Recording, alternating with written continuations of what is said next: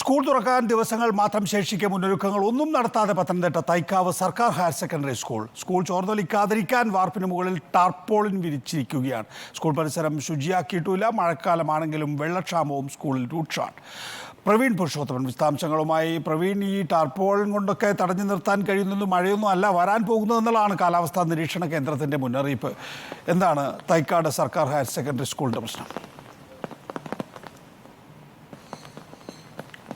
അനികേഷ്, പത്തനംതിട്ട ജില്ലാ ആസ്ഥാനത്തെ ഏറ്റവും പ്രധാനപ്പെട്ട സർക്കാർ സ്കൂളാണ് തൈക്കാവ് ഗവൺമെൻറ് ഹയർ സെക്കൻഡറി സ്കൂൾ. ഇവിടെ വൊക്കേഷണൽ ഹയർ സെക്കൻഡറി സ്കൂളും കൂടി പ്രവർത്തിക്കുന്നുണ്ട്.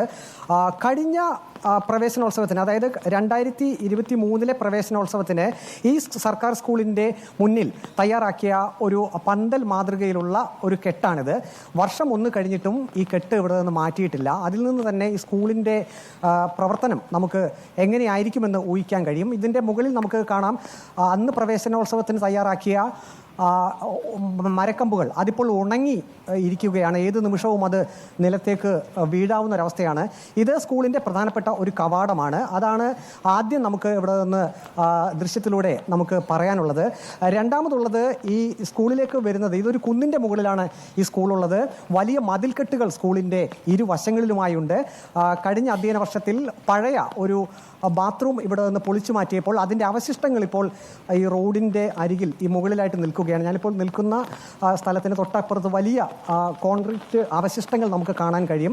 ഒരുപക്ഷെ ഇത് മഴയൊക്കെ ഇനിയും വർദ്ധിക്കുമ്പോൾ ഈ കോൺക്രീറ്റ് കൂമ്പാരം കുട്ടികൾ സഞ്ചരിക്കുന്ന ഈ റോഡിലേക്ക് വീഴാനുള്ളൊരു സാധ്യതയുണ്ട്.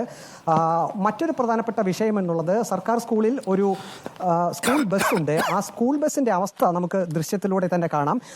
ഇത് പുതുപുത്തൻ വാഹനമായി ഈ സ്കൂളിലേക്ക് എത്തിച്ചതാണ്. കുട്ടികൾക്കും അധ്യാപകർക്കും ഒപ്പം തന്നെ ജീവനക്കാർക്കുമൊക്കെ ഉപയോഗിക്കുന്നതിനായി ഒരു സ്കൂൾ ബസ് ഇവിടെയുണ്ട്. അതിപ്പോൾ കട്ടപ്പുറത്താണ് എന്ന് പറയാം.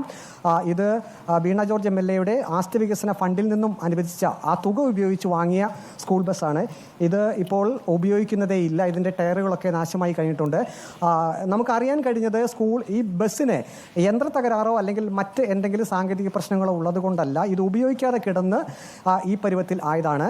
മറ്റൊന്ന്, ഈ സ്കൂൾ ബസ് ഇവിടെ പാർക്ക് ചെയ്തിരിക്കുന്നത് അധ്യാപകർക്കും ഒപ്പം തന്നെ മറ്റ് ജീവനക്കാർക്കുമൊക്കെ വാഹനങ്ങൾ പാർക്ക് ചെയ്യേണ്ട ഇടത്താണ്. അതിനുവേണ്ടി നമുക്ക് മേൽക്കൂരയൊക്കെ കാണാൻ സാധിക്കും. അതിനുവേണ്ടി തയ്യാറാക്കിയ ഇടത്ത് ഉപയോഗമില്ലാത്ത ഈ ഒരു സ്കൂൾ ബസ് ഇവിടെ നിർത്തിയിട്ടിരിക്കുന്നു. അതുകൊണ്ട് തന്നെ സ്കൂളിലെത്തുന്ന ജീവനക്കാർക്ക് അവരുടെ വാഹനം പാർക്ക് ചെയ്യാനുള്ള ഒരു ബുദ്ധിമുട്ടുണ്ട്. ഞാൻ നേരത്തെ സൂചിപ്പിച്ച ഒരു കുന്നിൻ്റെ മുകളിലായതുകൊണ്ട് തന്നെ ധാരാളം വൃക്ഷങ്ങൾ ഈ സ്കൂളിലുണ്ട്. അടുത്തിടെ ഒരു വൃക്ഷം മുറിച്ച് കളഞ്ഞിരുന്നു. ആ വൃക്ഷത്തിൻ്റെ അവശിഷ്ടങ്ങൾ ഇപ്പോഴും സ്കൂളിൻ്റെ പ്രധാനപ്പെട്ട ആ ഒരു കവാടത്തിന് സമീപം ഇങ്ങനെ കൂടിക്കിടക്കുകയാണ്. അത് ഇതുവരെ മാറ്റിയിട്ടില്ല.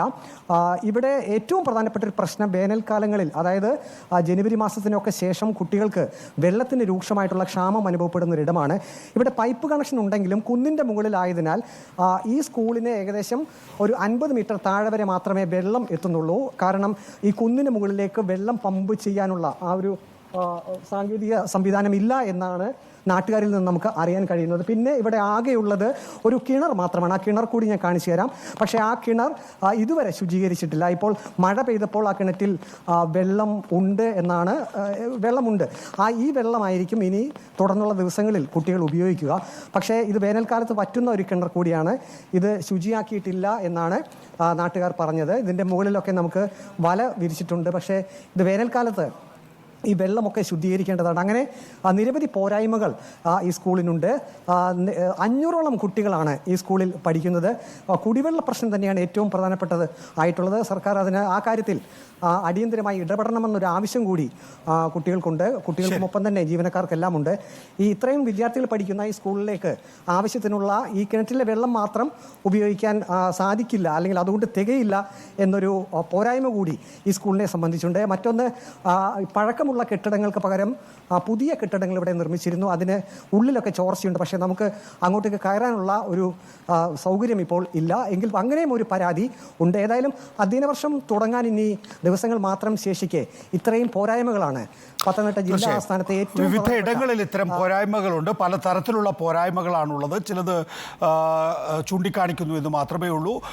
എല്ലാ എയ്ഡഡ് സ്കൂളുകളിലും സർക്കാർ സ്കൂളുകളിലും ഇത്തരത്തിലുള്ള ചെറിയതും വലുതുമായിട്ടുള്ള പ്രശ്നങ്ങളുണ്ട് എന്നുള്ളതാണ്. അവ പരിഹരിക്കുന്നതിന് വേണ്ടി അടിയന്തരമായ അധികാരികൾ ഇടപെടേണ്ടതുണ്ട് എന്നുള്ളതാണ് വിഷയം. പ്രവീൺ പുരുഷോത്തമനാണ് വിശദാംശങ്ങൾ നൽകിയത്.